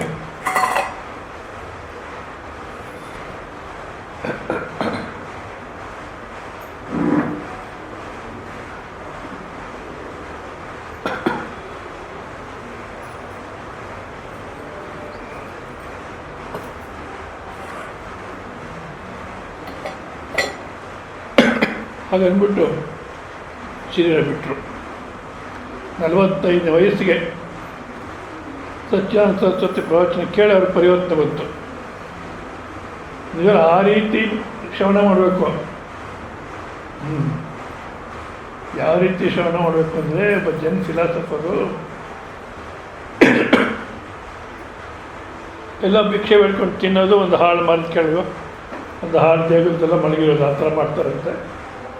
ಒಬ್ಬ ಮಹಾರಾಣಿ ಬಂದು, ಮಹಾರಾಜ ಮಹಾರಾಣಿ ಬಂದು ಅವ್ರು ನೋಡಿ ನಮಸ್ಕಾರ ಮಾಡಿ ಒಂದು ಪಾತ್ರೆ ಕೊಡ್ತಾರೆ ಅವ್ರಿಗೆ, ಭಿಕ್ಷಾ ಪಾತ್ರೆ. ಇದೆಲ್ಲಿ ಭಿಕ್ಷೆ ಇಟ್ಕೊಳ್ತೀನಿ ನೀವು ಅಂತ. ಅದು ನೋಡಿದ್ರೆ ಬಂಗಾರದ್ದು ವಜ್ರಗಳೆಲ್ಲ ಡೆಕೋರೇಟ್ ಮಾಡ್ಯಾರೆ. ಅದೆಷ್ಟು ಲಕ್ಷ ರೂಪಾಯಿ ಆಗುತ್ತೋ, ಇದರಲ್ಲಿ ಭಿಕ್ಷೆ ಮಾಡ್ಕೊಳ್ತೀನಿ ಅಂತಾರೆ. ಅಮ್ಮ, ನಾನಾಗಿದ್ದರೆ ಮತ್ತೆ ತೊಗೊಂಡ್ಬಿಡ್ತಿದ್ದೆ, ಬೆಸ್ಟ್ ಇದು ಅಂತ ಕಾದಿರ್ತೀವಿ. ಅವ್ರು ಹೇಳ್ತಾರೆ, ಹೋಗೋದೇ ಭಿಕ್ಷೆಗೆ, ಈ ಬಂಗಾರದ ಪಾತ್ರೆನಲ್ಲಿ ಭಿಕ್ಷೆ ಬೇಡಿ, ವಜ್ರಗಳೆಲ್ಲ ಹಾಕಿದ್ದೀರ, ಇದರಲ್ಲಿ ಭಿಕ್ಷೆ ಬೇಡಿ ಅನ್ನೋ ಅರ್ಥ ಇದೆ ಅಂದರೆ, ಇಲ್ಲ ನೀವು ತಗೊಳ್ಳಿ ಬಲವಂತ ಮಾಡ್ತಾರೆ. ಬೇಡ ನನಗೆ ಅಂದರೆ ಒಪ್ಪಲ್ಲ, ನಿಮಗೋಸ್ಕರ ತೊಗೊಂಬಂದಿದ್ದೀನಿ, ನೀವು ಬೇಡ ನನ್ನ ಮನಸ್ಸು ನೋಯುತ್ತೆ ಅಂತ ಕಣ್ಣೀರು ಹಾಕ್ತಾಳೆ. ಆಯ್ತಮ್ಮ, ನಿಮಗೋಸ್ಕರ ತೊಗೊಳ್ತೀನಿ, ಅದು ಎಷ್ಟು ದಿವಸ ಇರುತ್ತೋ ನನಗೆ ಹೇಳೋಕ್ಕಾಗಲ್ಲ ಅಂತಾರೆ. ನೀವು ಕಳ್ಕೊಂಡಾಗೆಲ್ಲ ಕೊಡ್ತಿರ್ತೀನಿ ಅಂತಾರೆ. ನೀವು ಕಳ್ಕೊಂಡಾಗೆಲ್ಲ ಕೊಡ್ತಿರ್ತೀನಿ. ನಿಜ, ಅಂಥವ್ರು ಸಿಗಬೇಕು. ಬರೀ ಪ್ಲಾಸ್ಟಿಕ್ ಚೀಲನೇ ಬಿಟ್ಟು ಹೋಗ್ತಾರೆ. ಕಳ್ಕೊಂಡಾಗೆಲ್ಲ ಕೊಡ್ತಿರ್ತೀನಿ. ಕೊನೆಗೆ ನಮಸ್ಕಾರ ಮಾಡಿ ಹೊರಟೋಗ್ತಾರೆ. ಇವರು ಆ ಪಾತ್ರೆ ಕೈಲಿ ಇಟ್ಕೊಂಡು ಹೋಗ್ತಿರ್ತಾರೆ.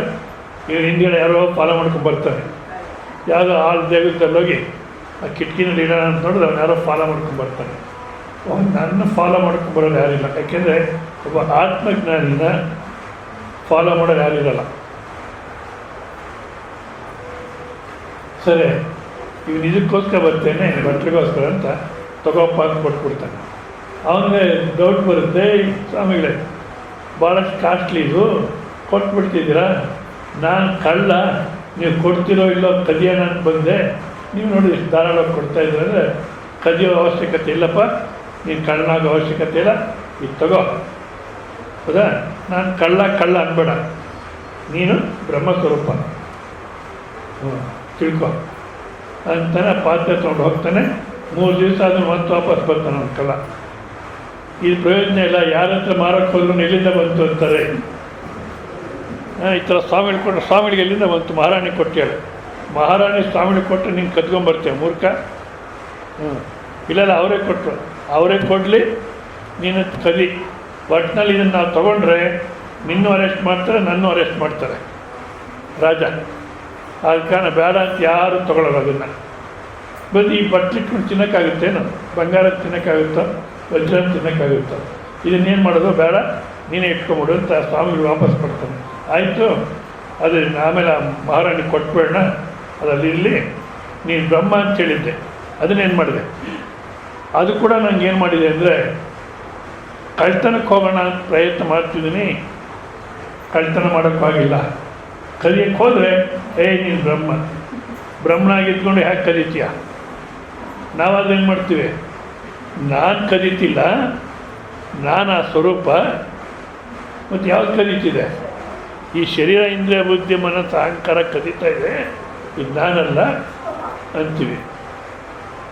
ಅದೇ ರೀತಿ ಜೈಲಿಗೆ ಹಾಕಿದಾಗ ಶರೀರ, ಇಂದ್ರಿಯ, ಬುದ್ಧಿ, ಮನಸ್ಸು ಹಾಕಿದ್ದಾರೆ, ನನ್ನಲ್ಲ ಅಂಥೇಳಿ ಆದರೆ ಸರಿ.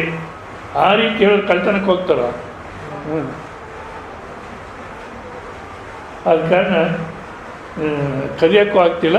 ಈಗ ನಾನು ಕಳ್ತನ ಬಿಟ್ಬಿಟ್ಟು ನಿನ್ನ ಹತ್ರನೇ ಇದ್ದುಬಿಡ್ತೀನಿ, ನೀನು ಹೇಗೆ ಜೀವನ ಮಾಡ್ತೀಯೋ ಹಾಗೆ ನಾನು ಜೀವನ ಮಾಡ್ತೀನಿ ಅಂತ ಅವನು ಕಳ್ತನ ಬಿಟ್ಟು ಅವ್ರ ಹತ್ರ ಇದ್ಬಿಡ್ತಾರೆ.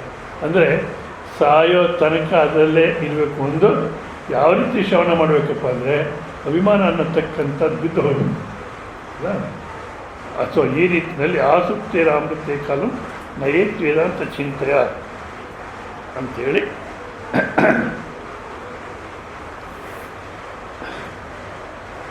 तात्पर्य काम क्रोध और लोभ इनमें से किसी को भी लेकर आचरण नहीं होना चाहिए. ಕಾಮ, ಕ್ರೋಧ, ಲೋಭ ಯಾವುದನ್ನು ಒಂದರ ಬಗ್ಗೆ ತಗೊಂಡು ಕೂಡ ನಮ್ಮಲ್ಲಿ ಆಚರಣೆ ಅನ್ನತಕ್ಕ ಇರಬಾರ್ದು. ಹೋಗಿ ಲೋಭ ಬುದ್ಧಿ ಇರಲಿ ಬಿಡು, ಕಾಮ ಕ್ರೋಧಕ್ಕೆ ಹೋಗೋದು ಬೇಡ, ಲೋಭ ಬುದ್ಧಿ ಇರಲಿ, ಖರ್ಚು ಮಾಡಿದ್ರೆ ಇಟ್ಕೊಳ್ಳೋಣ. ಅರ್ಥಾತ್ असाधन निषिद्ध आचरण से रहित शुद्ध साधन होना चाहिए. ನಿಷಿದ್ಧವಾದಂಥ ಆಚರಣೆ ಬಿಟ್ಟು ಶುದ್ಧವಾದಂಥ ಆಚರಣೆ ಬರಬೇಕು. ಅದು ಶ್ರೇಯ ಆಚರತಿ. ಒಳ್ಳೆಯ ಆಚರಣೆ ಅಂದರೆ ಮೋಕ್ಷಕ್ಕೋಸ್ಕರ ಆಚರಣೆ. ಆ ಮೋಕ್ಷಕ್ಕೆ ಬೇಕಾಗೋದೇನಪ್ಪ? ಕರ್ಮಾಣಿ ಚಿತ್ತಶುದ್ಧಿಯರ್ಥಂ ಏಕಾಗ್ರತೆ ಉಪಾಸನ ಮೋಕ್ಷಾರ್ಥಂ ಬ್ರಹ್ಮವಿಜ್ಞಾನ. ಮಾಡತಕ್ಕಂಥ ಜೀವನವನ್ನು ಯೋಗ ಬುದ್ಧಿಯಿಂದ ನಾನು ಮಾಡ್ತೀನಿ ಅಂತ ಅಹಂಕಾರ ಇದ್ದರೆ ಪರಮಾತ್ಮ ನಿನ್ನ ಸೇವೆಯನ್ನು ದೃಷ್ಟಿನ ಮಾಡಬೇಕು. ಮತ್ತು ಪ್ರತಿನಿತ್ಯ ಮನಸ್ಸಿನ ಏಕಾಗ್ರತೆಗೆ ಅಂತರ್ಮುಖವಾಗಲಿಕ್ಕೆ ಇಷ್ಟದೇವತೆ ಉಪಾಸನೆ ಮಾಡ್ತಿರಬೇಕು. ಮತ್ತು ಪ್ರತಿ ದಿವಸ ಈ ಥರ ಶ್ರವಣ ನಡಿಬೇಕು. ಈ ಥರ ಶ್ರವಣಕ್ಕೆ ಅವಕಾಶ ಇಲ್ಲ ಅಂದರೆ ಮತ್ತೆ ಗ್ರಂಥ ಅಧ್ಯಯನ ಮಾಡಬೇಕು. ಯಾವುದನ್ನು ಅಧ್ಯಯನ ಮಾಡಬೇಕು, ಯಾವುದನ್ನು ಶ್ರವಣ ಮಾಡಬೇಕು ಅಂದರೆ, ಯಾವುದು ನಮ್ಮ ಶರೀರ ಇಂದ್ರಿಯ ಬುದ್ಧಿ ಮತ್ತು ಅಹಂಕಾರ ಬಿಡಿಸಿ ಇದು ನಿನ್ನ ಸ್ವರೂಪ ಅನ್ನೋದು ನಿಲ್ಲಿಸುತ್ತೋ ಅಂಥ ಗ್ರಂಥಗಳು ನೋಡಬೇಕು, ಅಂಥ ಶ್ರವಣನೆ ಮಾಡಬೇಕು. ಇಲ್ಲ ಪೂಜೆ ಮಾಡಿ ಇದಾಗತ್ತೆ, ಏನು ಆಗುತ್ತೆ. ನೆಕ್ಸ್ಟ್ ಏನು? ನೆಕ್ಸ್ಟ್ ಇನ್ನೊಂದು ಆಸೆ. ಎಲ್ಲಿ ಮುಗೀತು? ಪಾಪ ಮಹಾಶನ. ಹೌದಾ? ಆದ ಕಾರಣ ಇದರಲ್ಲೇ ಕಾಲನ ಕಲಿಬೇಕು. भीतर में कभी कोई वृत्ति आ भी जाए तो उसको ಆಚರಣೆ ಆನೆ ದೋ. ಒಳಗಡೆ ಬರ್ಬೋದು ಯಾವುದು ಆಸೆ, ಆದರೆ ಆಚರಣೆಗೆ ತರಬಾರ್ದು. ಹಾಗೆ ಒಳಗಡೆ ಕೊರಗಬಾರ್ದು. ಬಂತು ಮನಸ್ಸಿಗೆ ಎರಡು, ಒಂದು ತೂಷ್ಣಿ ಭಾವ ಅಂತಾರೆ, ತಿರಸ್ಕಾರ ಭಾವದಿಂದ ನೋಡೋದು, ತಿರಸ್ಕಾರ ಭಾವದಿಂದ ನೋಡೋದು, ಅಥವಾ ಗಮನ ಇಟ್ಟು ನೋಡೋದು. ನೋಡಿ, ಇವಾಗ ಒಂದು ಮಗು ಇಲ್ಲಿ ಪ್ರವಚನಕ್ಕೆ ಕರ್ಕೊಂಬರ್ತಾರೆ ಅಂತ ಇಟ್ಕೊಳ್ಳಿ, ಏನೋ ಗಲಾಟೆ ಮಾಡೋದು, ಅದ್ರ ಕಡೆ ಗಮನ ಇಟ್ಟು ಏಯ್ ಅಂದರೆ ಸುಮ್ಮನೆ ಆಗುತ್ತೆ. ಹೌದಾ? ಅದೇ ಮಗು ಅಲ್ಲಿ ಹೊರಗಡೆ ಓಡಾಡ್ತಿರ್ಬೇಕಾದ್ರೆ ಏನೋ ಎಡ್ಕೊಂಡು ಬೀಳುತ್ತೆ. ಯಾರನ್ನ ಅಪ್ಪನೋ ಅಮ್ಮನೋ ಅವ್ರ ಸಂಬಂಧರನ್ನು ನೋಡಿ ಮಾತಾಡ್ಸೋಕ್ಕೋ ಜೋರಾಗಳುತ್ತೆ. ಯಾರು ಮಾತಾಡ್ಸಲಿಲ್ಲ ಕೊಡಕೊಂಡು ತಿರುಗಿ ಓಡುತ್ತೆ, ಬಿದ್ದು ಎದ್ಬಿಟ್ಟು ಓಡುತ್ತೆ. ಯಾರನ್ನ ಮಾತಾಡ್ಸಿದ್ರೆ ಗಲಾಟೆ ಜಾಸ್ತಿ ಮಾಡುತ್ತೆ. ಅದೇ ರೀತಿ ನಮ್ಮ ಮನಸ್ಸು ತಿರಸ್ಕಾರ ಮಾಡಿಬಿಟ್ರೆ ಮನಸ್ಸಿನಲ್ಲಿ ಬರುತ್ತೆ, ಬಂದ್ಕೊಳ್ಳಿ ಹೋಗು ಅಂತ ಅದನ್ನು ಗಮನ ಕೊಡದೆ ಇದ್ದುಬಿಟ್ರೆ ಆಸೆ ಅಡಿಗೆ ಹೋಗುತ್ತೆ. ಇಲ್ಲ, ಮನಸ್ಸನ್ನೇ ನೋಡ್ಲಿಕ್ಕೆ ಶುರು ಮಾಡೋದು, ದಮನವಲ್ಲ ಗಮನ. ಆ ಮನಸ್ಸನ್ನೇ ಅಲ್ಲಿ ಬಂದಾಗೆಲ್ಲ ನೋಡ್ಲಿಕ್ಕೆ ಶುರು ಮಾಡಿದ್ರೆ ಆ ಮನಸ್ಸಿಗೆ ಶಕ್ತಿನೇ ಇಲ್ಲವಾಗುತ್ತೆ. ನಮ್ಮ ತಾದಾತ್ಮ್ಯತೆ ಇದ್ದರೆ ಶಕ್ತಿ. ನಾವು ಅದನ್ನು ಬಿಡಿಸ್ಕೊಂಡು ನೋಡ್ಲಿಕ್ಕೆ ಶುರು ಮಾಡಿದ್ರೆ ಅದಕ್ಕೆ ಶಕ್ತಿನೇ ಇರಲ್ಲ. ಸೊ ಈ ರೀತಿಯಲ್ಲಿ ನಾವು ಕಾಮ ಕ್ರೋಧಗಳನ್ನ ತೆಗೆದು ಹಾಕ್ಕೋಬೇಕು. ಅಗರ್ ಅಪನೆ ಉದ್ಯೋಗ ಸೆ ನಾ ದೂರ ಹೋತೋ ಏನಾ ಅಂದರೆ ನಮಗೆ ಸಾಧ್ಯವಾಗಿಲ್ಲ ಅಂತ ಇಟ್ಕೊಳ್ಳಿ. ಆ ಆಸೆಗಳು ಏನು ಮಾಡೋದು ಏನೋ ಗೋಳಾಡಿಸ್ತೇವೆ, ಕೋಪನೂ ತಡೆಯೋಕ್ಕಾಗಲಿಲ್ಲ, ಮತ್ತು ಈ ಕುಟುಂಬ ಅನ್ನತಕ್ಕಂಥ ಅಡ್ಡಿ ಬರ್ತಿದೆ, ಏನು ಮಾಡೋಕ್ಕೂ ಆಗಲ್ಲ. ಇಂಥ ಸಮಯದಲ್ಲಿ ಏನು ಮಾಡಲಿಕ್ಕೆ ಹೋಗಬೇಡ, ಸುಮ್ಮನೆ ಪ್ರಾರ್ಥನೆ ಮಾಡು, ಹೇ ನಾಥ್ ಹೇ ನಾಥ್ ಹೇ ನಾಥ್ ಐಸೆ ಭಗವಾನ್ಗೂ ಪುಕಾರೆ. ದೇವ್ರನ್ನ, ಪರಮಾತ್ಮ ಇದರಿಂದ ರಕ್ಷಣೆ ಮಾಡು, ಇದರಿಂದ ಹೆಗನ್ನಾಗಿ ಕಾಪಾಡು ಅಂತ ಪರಮಾತ್ಮನ ಸಮರ್ಪಣೆ ಆಗಿಬಿಟ್ರೆ ಪರಮಾತ್ಮ ನಿಜವಾಗಿ ನೋಡ್ಕೊಳ್ತಾನೆ. ಸೊ ಈ ರೀತಿಯಲ್ಲಿ ಆಸೆಗಳು ಅನ್ನತಕ್ಕಂಥ ಸಂಪೂರ್ಣ ಬಿಟ್ಟುಬಿಟ್ಟು ಈ ಮಾರ್ಗದಲ್ಲಿ ಇರಬೇಕು. ಸಂಪೂರ್ಣ ಬಿಡಲಿಕ್ಕಾಗಲಿಲ್ಲ ಅಂದರೆ ಅವುಗಳ ಬಗ್ಗೆ ಹುಷಾರಾಗಿರಬೇಕು. ಹೌದಾ? ಬಂದಾಗ ಅದನ್ನು ತೆಗೆದುಹಾಕ್ಕೊಳ್ಳಿಕ್ಕೆ ಪ್ರಯತ್ನ ಮಾಡಬೇಕು. ಮತ್ತು ಒಂದೊಂದು ಆಸೆ ಬರ್ತಿರಲಿ, ಅದನ್ನು ಪೂರ್ಣ ಮಾಡಿಕೊಂಡು ಈ ದೇವ್ರ ಕಡೆಗೆ ಹೋಗೋಣ, ಇತ್ತಾಗ ಮನೆ ಕಡೆಗೆ ಹೋಗೋಣ ಅಂದರೆ ಎಲ್ಲಾಗುತ್ತೆ ಹೇಳಿ. ಈಗ ಮುಗಿಯುತ್ತೆ, ಇನ್ನೇನು ಟೈಮ್ ಆಯಿತು, ಹೌದಾ? ಈಗ ಮನೆ ಕಡೆಗೆ ಹೋಗೋಣ, ಆಶ್ರಮ ಕಡೆಗೆ ಹೋಗೋಣ ಅಂತೀರೇನು? ಎರಡು ಆಗುತ್ತೆ. ಮತ್ತು ಅದೇ ರೀತಿ ದೇವ್ರ ಕಡೆಗೆ ಹೋಗೋಣ, ಆ ಕಾಮಕ್ರೋಧಾದ ಕಡೆಗೆ ಹೋಗೋಣ ಅಂದರೆ ಸಾಧ್ಯವಿಲ್ಲ. ದೇವರ ಕಡೆಗೆ ಹೋಗಬೇಕು ಅನ್ನತಕ್ಕ ನಿಶ್ಚಯದಲ್ಲಿ ಕಾಮಕ್ರೋಧಾದಿಗಳನ್ನ ತೂಷ್ಣಿ ಭಾವ ತಿರಸ್ಕಾರ ಮಾಡೋದು ಅಥವಾ ಗಮನ ಕೊಟ್ಟು ತೆಗೆದುಹಾಕ್ಕೊಳ್ಳೋದು. ಸೊ ಇಲ್ಲಿಗೆ ನಿಲ್ಲಿಸಿರೋಣ. ಓಂ ಪೂರ್ಣಮದ ಪೂರ್ಣಮಿದಂ ಪೂರ್ಣಾತ್